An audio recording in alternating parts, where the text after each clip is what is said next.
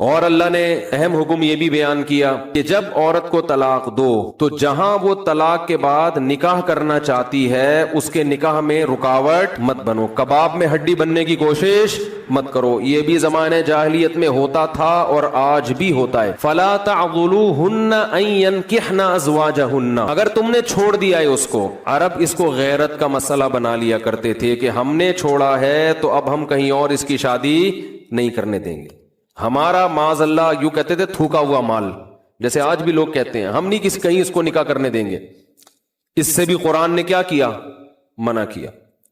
اور اس سے بھی منع کیا کہ اپنی مرضی سے زبردستی اس کا نکاح بھی مت کراؤ طلاق یافتہ کا۔ ینکحن ازواجہن، اپنے سلیکٹڈ شوہر سے نکاح کرنا چاہتی ہے تو تم کباب میں ہڈی بولو نہیں بنو، یعنی اس کو یہ رائٹ ہے کہ وہ جہاں چاہے نکاح کرے۔ یہ بھی خرابی ہے آج کل، بعض علاقوں میں یہ خرابی ہے کہ بیوہ کو یا طلاق یافتہ کو نکاح تو کرنے دیتے ہیں، لیکن بعض علاقوں میں دستور ہے نکاح ہمارے ہی خاندان میں ہوگا، آپ ہمارے خاندان سے باہر نہیں جا سکتی۔ اس کو بھی قرآن نے کیا کیا؟ بولو ختم۔ نکاح بھی سے بھی نہیں روک سکتے، اور نکاح بھی وہاں ہوگا جہاں آپ نہیں بلکہ یہ چاہے گی۔ اس میں اللہ نے عمر کی کوئی قید نہیں لگائی، 40 سال کی بیوہ یا طلاق یافتہ ہو، 50 سال کی ہو، 55 سال کی ہو، یہ تمہارا ہیڈیک نہیں ہے، تمہیں زیادہ ٹینشن لینے کی ضرورت نہیں ہے۔ لوگ بڑی ٹینشن لے رہے ہوتے ہیں کہ تمہیں ضرورت کیا ہے، اب 4 بچے ہیں تمہارے، 5 بچے ہیں، اس عمر میں تمہیں شادی کرتے ہوئے شرم نہیں آتی؟ چھوڑو بھائی، کیا ضرورت ہے؟ تو اللہ فرماتے ہیں کہ تمہیں ٹینشن لینے کی ضرورت بولو، یہ اس کا ہیڈیک ہے، یہ تمہارا ہیڈیک نہیں ہے۔ جیسے کوئی 4 شادیاں کر رہا ہے تو اس کا ہیڈک ہے نا، آپ کا ہیڈک تھوڑی ہے یہ۔ آپ پتہ نہیں کیوں پریشان ہے، مفتی صاحب وہ کیا ہو گیا، وہی ان کا ہیڈک ہے، آپ کا ہیڈک نہیں ہے یہ۔ میں اپنی بھی درمیان میں لگا دیتا ہوں نا۔ تو ہر ایک کے ہیڈک ہم نے پالے ہوئے ہیں، وہ یہ کیوں کر رہا ہے، وہ یہ کیوں کر رہا ہے، وہ کم عمر سے شادی کیوں کر رہا ہے، وہ بڑی عمر سے شادی کیوں کر رہی ہے، یہ ہوتے ہیں نا لوگوں کے مسائل۔ اس نے یہ کیوں کر لیا؟ ایک خاتون نے مجھے بتایا کہ وہ ایک دفعہ بیوہ ہوئی، اللہ کی قدرت دوبارہ شادی، دوبارہ بیوہ ہو گئی۔ تیسری دفعہ جب ان کی شادی ہو رہی تھی لوگ مذاق اڑا رہے تھے، بس کرو یار 2 دفعہ بیوہ ہو گئی، اب آرام سے بیٹھو۔ اب وہ بیوہ تو کوئی بھی ہو سکتا ہے، جوانی میں بھی عورتیں بیوہ ہو جاتی ہیں۔ تو اب دیکھو لوگوں کو تکلیف ہو رہی ہے، بھائی یہ اس کا ہیڈک ہے۔ اچھا لوگ اس سے شادی کرتے ہوئے ڈر رہے تھے ان سے کہ میں بھی بیوہ، پھر میں نہ مر جاؤں، تو اس کا اس سے کوئی تعلق نہیں ہے۔ ہو سکتا ہے 2 دفعہ بیوہ ہونا تقدیر میں لکھا ہو، 3 دفعہ نہ ہو۔ یہاں مجھے وہ چٹکلا یاد آتا ہے، وہ ایک آدمی نے، ابے چھوڑو چٹکلوں کو، ابھی قرآن کو فوکس کرتے ہیں۔ آخر میں چٹکلے ہونا یہ صحیح ہوتا ہے، درمیان میں ہی آ جائیں تو پھر سارا موضوع چینج ہو جاتا ہے۔ اتنے اچھے احکام بیان ہو رہے ہیں قرآن کے، آگے اس کو آپ نے لوگوں کو بتانا بھی ہے۔ تو اللہ نے حکم دیا کہ طلاق کے بعد ایک دھیلا واپس نہیں لینا، خلا کی صورت میں لے سکتے ہو، مگر خلا بھی شوہر کی رضا سے ہوتا ہے، یک طرفہ نہیں ہوتا، یاد رکھیں۔ دوسرا کام تم نے کیا کرنا ہے، اس کو کہیں اور نکاح سے روکنا نہیں ہے۔ تیسرا کام یہ کرنا ہے، نکاح بھی وہاں کرنا ہے جہاں وہ چاہتی ہے، تمہاری مرضی نہیں مسلط ہوگی، اس کی مرضی چلے گی۔ اور اگر پرانے شوہر سے نکاح کرنا چاہے اور 2 طلاقیں ہوئی ہوں تو وہاں بھی کر سکتی ہے، کیونکہ آیت کا ایک شان نزول بھی ہے۔ ایک صحابی نے اپنی بہن کا نکاح کسی صحابی سے کرایا، تھوڑے دنوں میں طلاق ہو گئی، طلاق ایک تھی، عدت ختم ہوئی، نکاح ختم۔ اب تھوڑے دنوں کے بعد دوبارہ ان دونوں کا دل چاہنے لگا کہ ہم آپس میں کمپرومائز کر لیں۔ ہوتا ہے وقتی طور پر اختلافات بہت زیادہ ہوتے آتے ہیں، جب دور رہتے ہیں تو آپس میں میلان ہونے لگتا ہے۔ لیکن وہ جو صحابی تھے نا جن کی بہن کو طلاق ہوئی تھی، انہوں نے کہا کہ اب میں اپنی بہن کا نکاح دوبارہ اس آدمی سے بولو نہیں کروں گا، اور کہا کہ یا رسول اللہ میں نے ان کی عزت کی، ان کو اپنی بہن نکاح میں دی، انہوں نے لڑائی جھگڑا کر کے طلاق دے کے میرے گھر میں بٹھا دیا، میں کیسے دوبارہ؟ یہ ذلت محسوس ہوتی ہے نا انسان کو۔ قرآن میں اللہ نے آیتیں نازل کی کہ اگر وہ اپنے شوہر سے نکاح کرنا چاہتی ہے تو درمیان میں رکاوٹ مت بنو۔ لڑے بھی وہ خود تھے، اب جڑ بھی خود رہے ہیں، نہیں آ رہی بات؟ اس کو بھی لوگ غیرت کا مسئلہ بنا لیتے، سسر صاحب بنا لیتے ہیں، میرے داماد نے میری بیٹی کو طلاق دی ہے، میں تو نہیں واپس بھیجوں گا۔ بھائی دنیا میں جو آدمی میں لچک نہیں ہے نا، فلیکسیبلٹی نہیں ہے، لچک نہیں ہے جس میں، وہ کبھی بھی کامیاب نہیں ہو سکتا۔ یاد رکھو یہ جو ہوتا ہے نا، میں اصول کا پکا، بھائی اصول کا پکا ہونا تو اچھا ہے، لیکن یہ اصول ہی غلط ہے کہ جو کہہ دیا تو اس پہ قیامت تک قائم رہنا ہے، یہ اصول ہی غلط ہے۔ اصول یہ ہونا چاہیے کہ جب موقع کی مناسبت سے جو بات ٹھیک لگے گی اپنے آپ کو چینج کر لوں گا. یہ اصول ٹھیک ہے, اس اصول پہ پکے رہو, اور یہ نبی سے ہمیں ملتا ہے یہ اصول. حدیث میں آتا ہے ایک صحابی نبی کے پاس آئے, مجھے صدقہ چاہیے, یہ چاہیے, وہ چاہیے. آپ نے فرمایا اللہ کی قسم تم پر خرچ نہیں کروں گا میں. وہ چلے گئے, آپ نے دوبارہ بلایا, فرمایا ان پہ صدقہ کرو, دے دو. وہ پریشان, یا رسول اللہ آپ نے تو قسم اٹھائی تھی کہ میں آپ کو نہیں دوں گا. آپ نے فرمایا مر رآ علی یمین فرآ غیرہا خیرا منہا فلیکفر عن یمینہ, کہ جو شخص کسی بات پہ قسم اٹھا لے, جائز بات ہو, کوئی اگر حرام پہ قسم اٹھائی وہ تو بچنا لازم ہے نا, کہ میں گناہ نہیں کروں گا, وہ تو ویسے ہی حرام ہے. جائز کام, صدقہ تو جائز ہے نا, بلکہ ثواب ہے. فرمایا کوئی کسی جائز کام پہ قسم اٹھائے, پھر بعد میں اس کو خیال ہو کہ مجھے قسم توڑ دینی چاہیے, اس کا مائنڈ کیا ہو گیا, چینج, تو اسے چاہیے قسم توڑ دے اور کفارہ ادا کر دے, اس قسم پہ قائم بولو نہ رہے.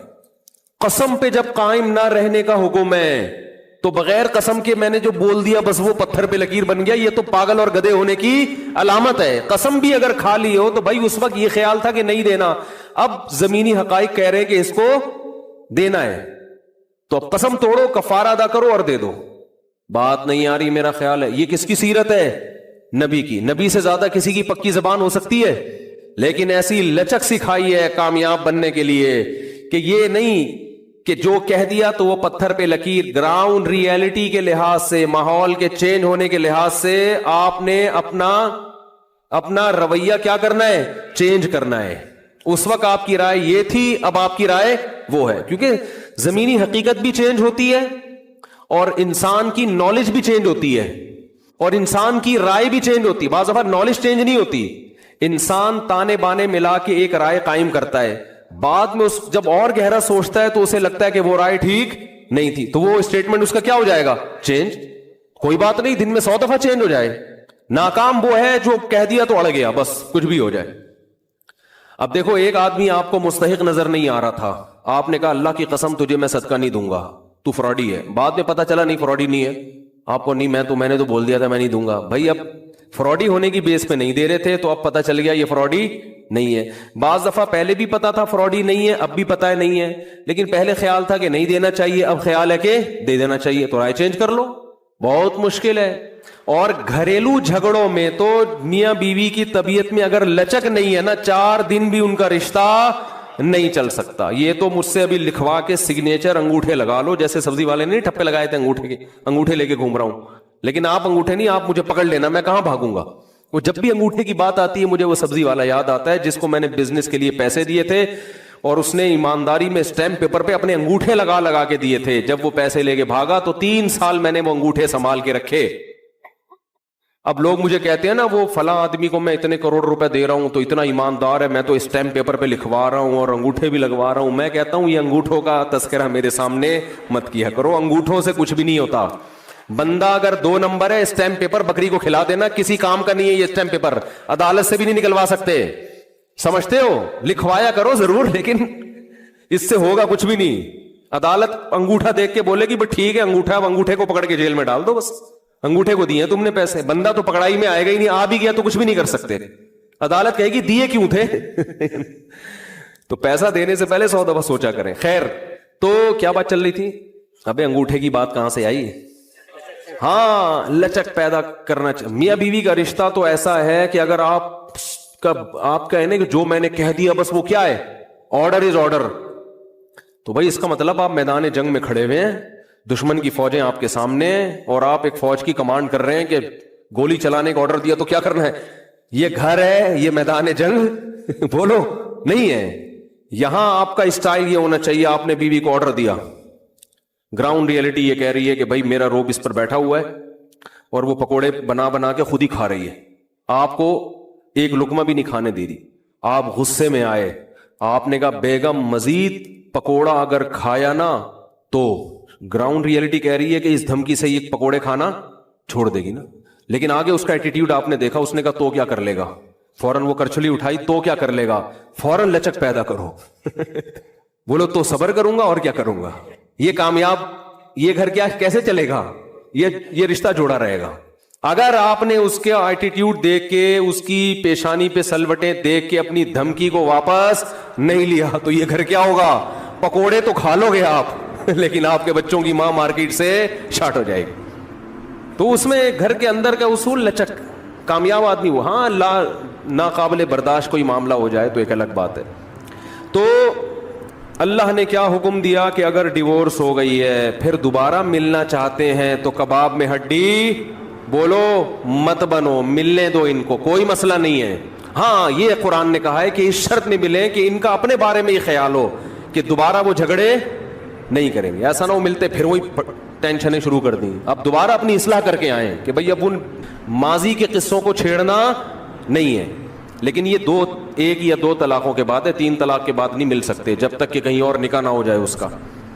تو خیر قرآن مجید میں اس میں اللہ نے یہ بھی حکم دیا وَلَا يَحِلُّ لَهُنَّ أَن يَكْتُمْنَ مَا خَلَقَ اللَّهُ فِي أَرْحَامِهِنَّ.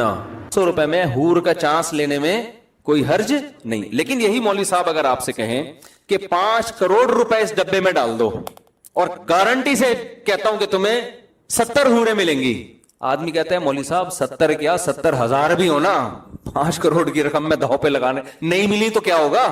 کیا خیال ہے, کیا خیال ہے بھائی؟ نہیں ملی تو کیا ہوگا؟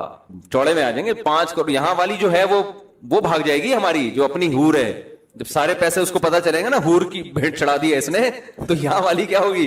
وہ بھاگ جائے گی.